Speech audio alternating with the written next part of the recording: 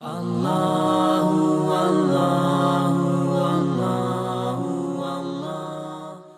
یوسف کی آیت نمبر 36 سورہ یوسف کا 5واں رکوع اور 12ویں پارے کا 15واں رکوع۔ وَدَخَلَ مَعَهُ السِّجْنَ فَتَيَانِ، اور یوسف کے ساتھ قید خانے میں 2 جوان داخل ہوئے۔ یہاں پر ایک بات میں عرض کرنا ضروری سمجھتا ہوں کہ بعض مفسرین نے یہ بات لکھی ہے کہ حضرت یوسف علیہ السلام کا یہ جو واقعہ ہے اس میں جن کا ذکر ہے، اس واقعے کی خوبی یہ ہے کہ اللہ تعالی نے ہر ایک کو توبہ کی توفیق عطا فرمائی اور ہر ایک کو اللہ تعالی نے اپنا قرب عطا فرمایا۔ یہ حضرت یوسف علیہ السلام کا معجزہ ہے اور آپ کا صدقہ ہے کہ بھائیوں نے ظلم کیا، انہیں بھی اللہ نے توبہ کی توفیق عطا فرمائی۔ حضرت زلیخا انہوں نے بھی توبہ کی، جس کا ذکر آخر میں آپ سماعت کریں گے۔ مصر کی ان عورتوں نے توبہ کی۔ اسی طرح اب قید خانے میں 2 جوانوں کا ذکر ہے، ان کی توبہ کا بھی ذکر ہوگا۔ بادشاہ نے بھی توبہ کی۔ اللہ تبارک و تعالی نے حضرت یوسف علیہ السلام کے صدقے میں ہر ایک کو ہدایت عطا فرمائی۔ حضرت یوسف علیہ السلام کو جیل میں ڈالا گیا تھا 2-3 دن کے لیے، پھر عزیز مصر آپ کو ڈال کر بھول گیا، اور اس طرح حضرت یوسف علیہ السلام 12 سال جیل میں رہے، اور ان 12 سالوں میں آپ روزانہ، بعض تفسیروں میں یہ ہے کہ روزانہ آپ روزہ رکھتے اور پوری رات عبادت کرتے۔ جیل میں آپ نے تبلیغ فرمائی اور آپ نے اسلام کا درس دیا۔ جیل میں کوئی بیمار ہوتا آپ اس کی عیادت کرتے، ہمدردی کرتے، اور لوگ آپ سے مانوس ہوئے اور آپ کے علم اور آپ کی شان کے معترف ہوئے۔ حضرت یوسف علیہ السلام کے بارے میں جیل میں مشہور تھا کہ آپ خواب کی تعبیر جو بتاتے ہیں وہ بالکل حق ہوتی ہے۔ وَدَخَلَ مَعَهُ السِّجْنَ فَتَيَانِ، اور یوسف کے ساتھ قید خانے میں 2 جوان داخل ہوئے۔ اس میں مختلف اقوال ہیں کہ حضرت یوسف علیہ السلام جیل میں کب گئے، تو زیادہ جو مشہور اقوال ہیں وہ یہ ہیں کہ 7 سال کی عمر میں آپ کو کنویں میں ڈالا گیا، پھر جب آپ 18 سال کے ہوئے تو آپ جیل میں گئے، اور جب آپ جیل سے نکلے تو اس وقت آپ کی عمر 30 سال تھی۔ ان 2 میں سے ایک تو مصر کے بادشاہ کا محتمم مطبخ تھا، مصر کے بادشاہ کا جو کچن تھا اس کے تمام باورچیوں کا یہ سردار تھا، اور دوسرا اس کا بادشاہ کا ساقی تھا جو بادشاہ کو شراب پلاتا تھا۔ ان دونوں پر یہ الزام تھا کہ انہوں نے بادشاہ کو زہر دینا چاہا۔ اس جرم میں دونوں قید کیے گئے۔ حضرت یوسف علیہ السلام جب قید خانے میں داخل ہوئے تو آپ نے اپنے علم کا اظہار شروع کر دیا اور فرمایا کہ میں خوابوں کی تعبیر کا علم رکھتا ہوں۔ جب یہ نوجوان جیل میں آئے اور انہیں پتہ چلا کہ حضرت یوسف علیہ السلام خوابوں کی تعبیر بیان کرتے ہیں، قال احدہما، ان میں سے ایک بولا، یہ وہ شخص تھا جو بادشاہ کا ساقی تھا، بادشاہ کو شراب پلاتا تھا، انی ارانی اعصر خمرا، میں نے خواب دیکھا کہ میں شراب نچوڑتا ہوں۔ مفسرین نے فرمایا کہ اس نے یہ کہا تھا کہ میں ایک باغ میں ہوں، وہاں ایک انگور کے پودے میں 3 خوشے ہیں جو رس سے بھرے ہوئے ہیں، بادشاہ کا پیالہ میرے ہاتھ میں ہے اور میں ان خوشوں کو نچوڑ کر اس کا رس نکال رہا ہوں تاکہ میں اس رس سے بادشاہ کے لیے شراب بناؤں۔ وقال الآخر، اور دوسرا بولا جو کہ بادشاہ کا باورچی تھا، باورچی خانے کا وہ محتمم تھا، یعنی سارے باورچیوں کا وہ سردار تھا، محتمم تھا۔ ان دونوں پر جیسا کہ آپ نے سنا یہ الزام تھا کہ انہوں نے بادشاہ کو زہر دے کر قتل کرنے کی کوشش کی ہے۔ وقال الآخر، اور دوسرا بولا، انی ارانی احمل فوق رأسی خبزا، میں نے خواب دیکھا کہ میرے سر پر کچھ روٹیاں ہیں، تأکل الطیر منہ، جن میں سے پرندے کھاتے ہیں، نبئنا بتأویلہ، ہمیں اس کی تعبیر بتائیے، انا نراک من المحسنین، بے شک ہم آپ کو نیکوکار دیکھتے ہیں۔ انہوں نے یہ جو کہا کہ ہم آپ کو نیکوکار دیکھتے ہیں، اس کی وجہ یہ تھی کہ وہ یہ دیکھتے تھے کہ حضرت یوسف علیہ السلام دن میں روزہ رکھتے ہیں، پوری رات نماز میں گزارتے ہیں، جب کوئی جیل میں بیمار ہوتا ہے اس کی عیادت کرتے ہیں، اس کی خبر گیری کرتے ہیں، جب کسی پر تنگی ہوتی ہے اس کے لیے کشائش کی راہ نکالتے ہیں۔ حضرت یوسف علیہ السلام نے ان کے تعبیر دینے سے پہلے اپنے معجزے کا اظہار اور توحید کی دعوت شروع کر دی، اور یہ ظاہر فرما دیا کہ علم میں آپ کا درجہ اس سے زیادہ ہے جتنا وہ لوگ سمجھتے ہیں، کیونکہ خواب کی تعبیر کا علم عام طور پر خیالات پر مبنی ہوتا ہے، وہ کبھی درست ہوتا ہے کبھی غلط ہوتا ہے۔ تو آپ نے یہ چاہا کہ ان پر یہ ظاہر کر دیں کہ میں خواب کی تعبیر جو دیتا ہوں یہ غیب کی خبریں ہوتی ہیں، اور میں جو فیصلے سناتا ہوں وہ اٹل ہوتے ہیں۔ میں غیب کی یقینی خبریں دینے پر قدرت رکھتا ہوں، اس سے لوگ عاجز ہیں۔ اللہ تعالی نے مجھے غیبی علوم عطا فرمائے ہیں۔ جس کو اللہ تعالیٰ غیبی علوم عطا فرمائے اس کے نزدیک خواب کی تعبیر کیا بڑی بات ہے۔ اس وقت معجزے کا اظہار آپ نے اس لیے فرمایا کہ آپ جانتے تھے کہ ان دونوں میں سے ایک کو عنقریب سولی دی جائے گی اور اسے قتل کر دیا جائے گا، یعنی دو شخص تھے، دو میں سے ایک پر الزام ثابت ہو جائے گا، تو آپ نے چاہا کہ اس کو کفر سے نکال کر اسلام میں داخل کریں اور جہنم سے بچائیں۔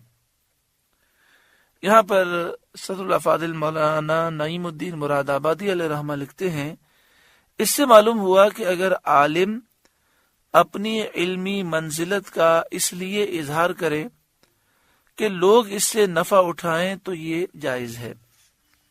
قال، حضرت یوسف نے کہا، لا یأتیکما طعام ترزقانہ الا نبأتکما بتأویلہ قبل ان یأتیکما، جو کھانا تمہیں ملا کرتا ہے وہ تمہارے پاس نہ آنے پائے گا کہ میں اس کی تعبیر اس کے آنے سے پہلے تمہیں بتا دوں گا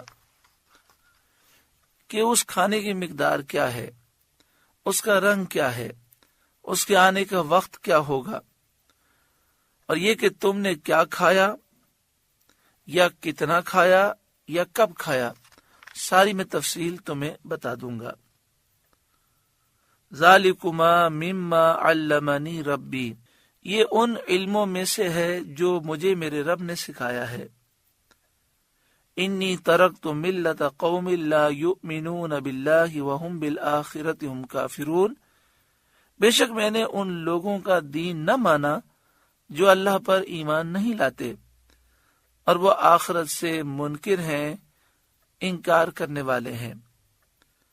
واتبعت ملت آبائی ابراہیم و اسحاق و یعقوب، اور میں نے اپنے باپ دادا ابراہیم، اسحاق اور یعقوب کا دین اختیار کیا۔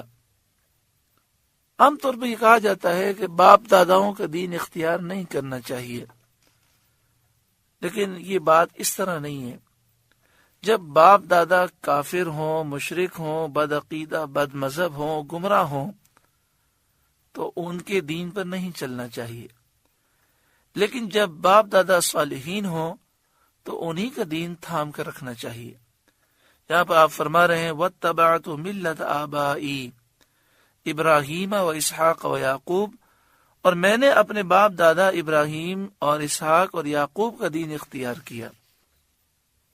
حضرت یوسف علیہ السلام نے اپنے معجزے کا اظہار فرمانے کے بعد یہ بھی ظاہر فرما دیا آپ خاندان نبوت سے ہیں اور آپ کے آباء و اجداد انبیاء ہیں جن کا عالی مرتبہ دنیا میں مشہور ہے۔ اس سے آپ کا مقصد یہ تھا کہ سننے والے آپ کی دعوت قبول کریں اور آپ کی ہدایت کو مانیں۔ ما کان لنا ان نشرک باللہ من شیء، ہمیں نہیں پہنچتا کہ کسی چیز کو اللہ کا شریک ٹھہرائیں، یعنی یہ چیز ہمارے لیے جائز نہیں، یہ بات کہ ہم اللہ کے ساتھ کسی اور کو برابر سمجھیں۔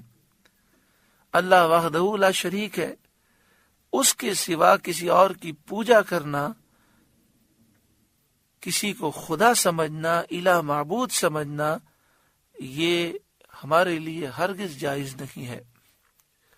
ذالک من فضل اللہ علینا، یہ اللہ کا ایک فضل ہے ہم پر، وعلی الناس، اور لوگوں پر، ولکن اکثر الناس لا یشکرون، مگر اکثر لوگ شکر نہیں کرتے۔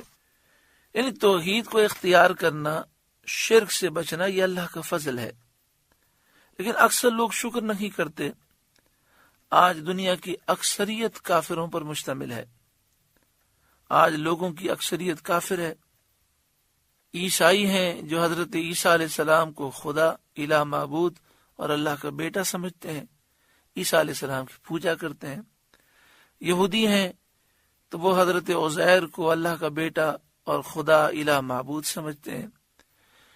ہندو بتوں کی پوجا کرتے ہیں، آگ کی پوجا کرنے والے آگ کی پوجا کرتے ہیں، اور کچھ کسی کو خدا نہیں مانتے تو وہ نیچر کو خدا مانتے ہیں اور کہتے ہیں کہ نیچر ہی سب کچھ ہے۔ کچھ اللہ تعالیٰ کے وجود کے ہی منکر ہیں اور وہ اس طرح کی باتیں کرتے ہیں۔ تو یہ سب ناشکرے ہیں۔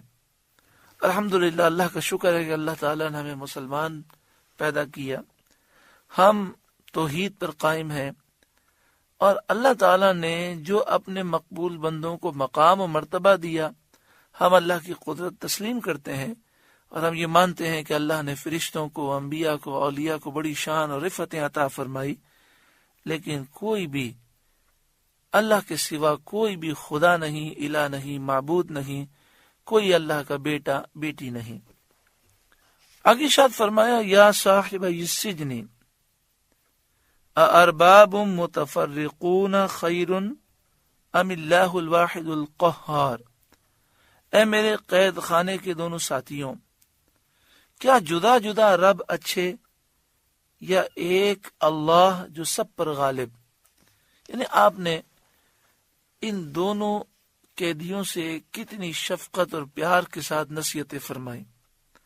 آپ نے فرمایا، اے میرے قید خانے کے دونوں ساتھیوں، بتاؤ اتنے ڈھیر سارے بت خدا بنائے ہوئے ہیں جو بالکل بے جان ہیں، بے جان پتھر ہیں یا بے جان لکڑی سے بنے ہیں، جو نہ نقصان دے سکتے ہیں نہ ہمیں نفع دے سکتے ہیں، یہ اتنے سارے الگ الگ خدا اچھے، یا ایک اللہ وحدہ لا شریک کی عبادت کی جائے جو سب پر غالب ہے، کہ نہ کوئی اس کا مقابل ہو سکتا ہے، نہ اس کے حکم میں کوئی دخل دے سکتا ہے، نہ کوئی اس کا شریک ہے، نہ کوئی اس کا نظیر ہے، سب پر اس کا حکم جاری ہے اور سب اس کے مملوک ہیں، سب کا وہ مالک ہے۔ بت پرستوں نے مختلف قسم کے بت بنا رکھے ہیں، کوئی سونے کا، کوئی چاندی کا، کوئی تانبے کا، کوئی لوہے کا، کوئی لکڑی کا، کوئی پتھر کا، کوئی اور کسی چیز کا، کوئی چھوٹا کوئی بڑا، مگر سب کے سب نکمے، بیکار، نہ نفع دے سکیں نہ نقصان پہنچا سکیں۔ ایسے جھوٹے معبودوں کو پوجنے والا انتہائی جاہل اور بے وقوف شخص ہے۔ ما تعبدون من دونه الا اسماء سميتموها انتم وآباؤكم ما انزل اللہ بها من سلطان، تم اس کے سوا نہیں پوجتے مگر محض نام جو تم نے اور تمہارے باپ دادا نے تراش لیے ہیں، اللہ نے ان کی کوئی سند نہ اتاری۔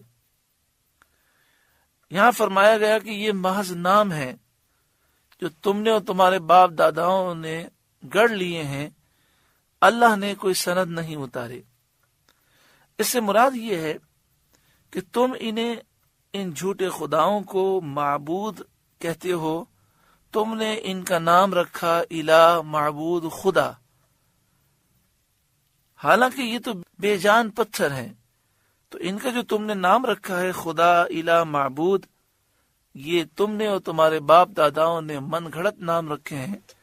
اللہ تعالی نے نہ انہیں خدا ہونے کی سند دی ہے، نہ الہ ہونے کی سند دی ہے، نہ معبود ہونے کی سند دی ہے۔ اب آپ دیکھیں اس آیت کریمہ میں بت پرستوں کا رد ہے، لیکن امام بخاری علیہ رحمہ نے حضرت عبداللہ بن عمر رضی اللہ تعالی عنہما کا جو فرمان لکھا کہ حضرت عبداللہ بن عمر رضی اللہ تعالی عنہما خارجیوں کو کائنات کی سب سے بدترین مخلوق تصور کرتے تھے کہ یہ سب سے بدترین مخلوق ہیں، کہ کافروں کے لیے جو آیات نازل ہوئیں وہ مومنوں پر چسپا کرتے ہیں۔ بتوں کے بارے میں جن آیتوں میں بتوں کا ذکر ہے یہ اللہ کے نیک بندوں میں چسپا کرتے ہیں۔ اللہ تعالیٰ نے نیک بندوں کو مقام و مرتبہ دیا، کسی کو ہم صدیق اکبر کہتے ہیں، کسی کو فاروق اعظم کہتے ہیں، کسی کو عثمان غنی کہتے ہیں، کسی کو حیدر کرار شیر خدا کہتے ہیں۔ تو یہ جو القاب ہیں یہ تو حدیث پاک میں ہے کہ جب اللہ تبارک و تعالی کسی بندے سے محبت کرتا ہے تو اس کے نیک اعمال کی شہرت دیتا ہے اور لوگ اس سے محبت کرتے ہیں۔ صحابہ کرام نے پوچھا کہ ہم نیک کام کریں اور لوگ ہماری تعریف کریں، تو آپ نے فرمایا جو بشارت آخرت میں ملنی ہے یہ دنیا میں جلدی بشارت حاصل ہو گئی۔ تو کہاں یہ نام اور کہاں ان کا ذکر۔ اب اس آیت کو پکڑ کر وہ یہ کہنا چاہتے ہیں کہ یہ تم نے نام رکھے ہیں، کسی کو صدیق اکبر کہتے ہو، کسی کو فاروق اعظم کہتے ہو، کسی کو تم نے حیدر کہہ دیا، شیر خدا کہہ دیا، ہے تمہارے من گھڑت نام ہے۔ ایسی بات نہیں ہے۔ یہاں پر ناموں سے کیا مراد ہے؟ انہوں نے پتھر سے بت بنایا اور اس کا نام رکھا خدا، الہ، معبود۔ تو آپ مجھے بتائیے کیا ہم کسی فرشتے کو، کسی نبی کو، کسی صحابی کو یا کسی ولی کو خدا، الہ، معبود کہتے ہیں؟ ہرگز نہیں کہتے۔ اور پھر نبی اکرم صلی اللہ علیہ وآلہ وسلم نے یہ فرمایا کہ مجھے اس بات کا کوئی اندیشہ ہی نہیں، یعنی میری امت میرے پاس شرک کرے گی نہیں۔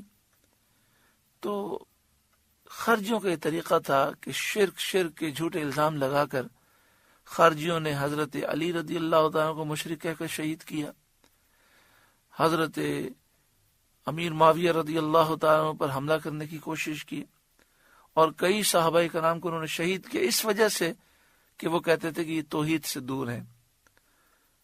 تو اس زمانے کے جو خارجی تھے وہ شرک کا سہارا لے کر، شرک کا نام لے کر لوگوں کو صحابہ کرام سے دور کرتے تھے۔ اور آج کل کے دور کے جو بدعقیدہ لوگ ہیں وہ حضور کی محبت، تعظیم نکالنے کے لیے، اللہ والوں کی محبت نکالنے کے لیے قرآن کی آیتیں جو بتوں کے بارے میں ہیں اس کی غلط تعویل کر کے، غلط ترجمہ و تفسیر کر کے، شرک کا نام لے کر لوگوں کے دلوں سے اللہ، اس کے رسول اور صحابہ کرام اور اولیاء کی محبت نکالنے کی کوشش کرتے ہیں۔ اللہ تبارک و تعالی ہر ایک کو ان کے شر سے محفوظ فرمائے۔ اس کی مکمل تفصیل جاننا چاہیں تو شرک کی حقیقت کتاب CD آپ کیسٹ حاصل کریں۔ اللہ تبارک و تعالی ہر ایک کے ایمان کی حفاظت فرمائے۔ معیار ہدایت کتاب کو حاصل کریں، بڑی پیاری کتاب ہے معیار ہدایت۔ یہ تو اتنی پیاری کتاب ہے کہ اس کو شروع سے لے کر آخر تک کوئی آدمی غور سے پڑھ لے تو انشاءاللہ تعالی اس کا عقیدہ درست ہو جائے گا۔ بس ضروری یہ ہے کہ وہ تعصب کی پٹی ہٹا کر غور سے پڑھے۔ تو یہ کتاب کا نام یاد رکھیے گا، معیار ہدایت۔ آپ بہار شریعت مسجد سے یہ حاصل کریں۔ حضرت علامہ مولانا مفتی غلام غوث بغدادی دامت برکاتہم العالیہ کی بڑی پیاری کتاب ہے، اور اس کا کردی زبان میں ترجمہ کیا گیا، فارسی زبان میں ترجمہ کیا گیا، اور کردستان کے ایک بہت بڑے عالم ہیں، انہوں نے کہا کہ یہ کتاب تو ایسی ہے کہ اگر کوئی بد عقیدہ شخص ہو جو شرک کے مسئلے میں گمراہ ہو، اگر وہ بھی تعصب کی پٹی ہٹا کر پڑھے تو اس کا دل انشاءاللہ تعالی نور قرآن سے روشن ہو جائے گا۔ تو معیار ہدایت، یہ کتاب آپ سے گزارش ہے کہ لے کر لوگوں میں تقسیم کریں۔ ان الحکم الا للہ، حکم نہیں مگر اللہ کا۔ امر اللہ تعبدوا الا ایاہ، اس نے فرمایا کہ اس کے سوا کسی کو نہ پوجو، کیونکہ صرف وہی عبادت کا مستحق ہے۔ ذالک الدین القیم، یہ سیدھا دین ہے جس پر دلائل اور براہین قائم ہیں۔ وَلَكِنَّ أَكْثَرَ النَّاسِ لَا يَعْلَمُونَ، لیکن اکثر لوگ نہیں جانتے۔ توحید اور عبادت الہی کی دعوت دینے کے بعد حضرت یوسف علیہ السلام نے خواب کی تعبیر کی طرف توجہ فرمائی اور ارشاد فرمایا، یا صاحب السجن، اے قید خانے کے دونوں ساتھیوں، اما احدکما فیسقی ربہ خمرا، تم میں ایک تو اپنے بادشاہ کو شراب پلائے گا، یعنی بادشاہ کا جو ساقی ہے یہ تو اپنے عہدے پر بحال کیا جائے گا، اور جو اس پر الزام تھا کہ اس نے بادشاہ کو زہر دینے کی کوشش کی، وہ اس الزام سے بری ہو جائے گا، اور پہلے کی طرح بادشاہ کو شراب پلائے گا۔ اور 3 خوشے جو خواب میں بیان کیے گئے ہیں یہ 3 دن ہیں، اتنے ہی ایام قید خانے میں رہے گا، پھر بادشاہ ساقی کو بلا لے گا۔ وَأَمَّا الْآخَرُ فَيُسْلَبُ فَتَأْكُلُ الطَّيْرُ مِنْ رَأْسِهِ، اور رہا دوسرا شخص، یعنی جو بادشاہ کے کچن کا محتمم ہے، وہ سولی دیا جائے گا۔ فَتَأْكُلُ الطَّيْرُ مِنْ رَأْسِهِ، تو پرندے اس کا سر کھائیں گے۔ حضرت عبداللہ بن مسعود رضی اللہ تعالیٰ عنہ نے فرمایا کہ تعبیر سن کر ان دونوں نے حضرت یوسف علیہ السلام سے کہا کہ خواب تو ہم نے کچھ بھی نہیں دیکھا، ہم تو ہنسی کر رہے تھے۔ حضرت یوسف علیہ السلام نے فرمایا، قُضِیَ الْأَمْرُ الَّذِی فِیہ تَسْتَفْتِیَانِ، حکم ہو چکا اس بات کا جس کا تم سوال کرتے تھے، یعنی جو میں نے کہہ دیا یہ ضرور واقع ہوگا، تم نے خواب دیکھا ہو یا نہ دیکھا ہو، اب یہ حکم ٹل نہیں سکتا، یعنی جو حضرت یوسف علیہ السلام کی زبان مبارک سے نکلا وہی ہوگا۔ وَقَالَ لِلَّذِي ظَنَّ أَنَّهُ نَاجٍ مِّنْهُ اذْكُرْنِي عِندَ رَبِّكَ، اور یوسف نے ان دونوں میں سے جسے بچتا سمجھا اس سے کہا، اپنے بادشاہ کے پاس میرا ذکر کرنا اور میرا حال بیان کرنا کہ قید خانے میں ایک مظلوم بے گناہ قید ہے، اور اس کی قید کو ایک زمانہ گزر چکا ہے، یعنی جو بادشاہ کا ساقی تھا اس سے آپ نے کہا۔ فَأَنْسَاهُ الشَّيْطَانُ ذِكْرَ رَبِّهِ، تو شیطان نے اسے بھلا دیا، اپنے بادشاہ کے سامنے یوسف کا ذکر کرے، اس بات سے شیطان نے بھلا دیا۔ فَلَبِثَ فِي السِّجْنِ بِضْعَ سِنِینَ، تو یوسف کئی برس اور جیل خانے میں رہے۔ اکثر مفسرین اس طرف ہیں کہ اس واقعے کے بعد حضرت یوسف علیہ السلام 7 سال اور قید میں رہے، یعنی 5 سال آپ پہلے قید میں رہے، 5 سال کے بعد یہ جوان قید میں آئے، پھر آپ نے ان دونوں میں سے ساقی سے کہا کہ میرا ذکر کرنا، اور وہ 7 برس تک بھول گیا، تو ٹوٹل اس طرح آپ کے 12 سال ہو گئے قید خانے میں۔ اس مدت کے گزرنے کے بعد جب اللہ تعالیٰ کو حضرت یوسف علیہ السلام کا قید سے نکالنا منظور ہوا تو مصر کا جو بادشاہ تھا ریان بن ولید نے ایک عجیب و غریب خواب دیکھا، جس سے اس کو بہت پریشانی ہوئی، اور اس نے ملک کے تمام جادوگروں کو، کاہنوں کو اور تعبیر بتانے والوں کو جمع کر کے ان سے اپنا خواب بیان کیا، جس کا ذکر اگلے رکوع میں ہے۔ الحمدللہ سورہ یوسف کا 5واں رکوع مکمل ہوا۔ اللہ تعالیٰ اس رکوع کے نور سے ہمارے قلوب کو روشن و منور فرمائے۔ اللہ اللہ